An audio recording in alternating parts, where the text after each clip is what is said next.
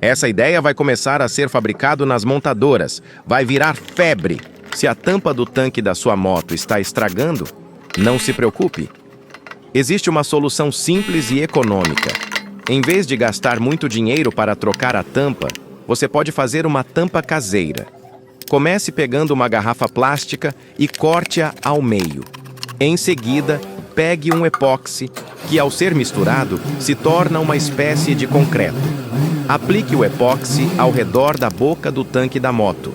Antes que o epóxi seque, fixe a parte cortada da garrafa na abertura do tanque. Essa solução não só resolverá o problema da tampa, mas também dará um toque único e estiloso à sua moto. Assim, você não precisará andar com várias chaves e ainda chamará a atenção por onde passar. É uma maneira prática e criativa de manter sua moto em ótimo estado sem gastar muito.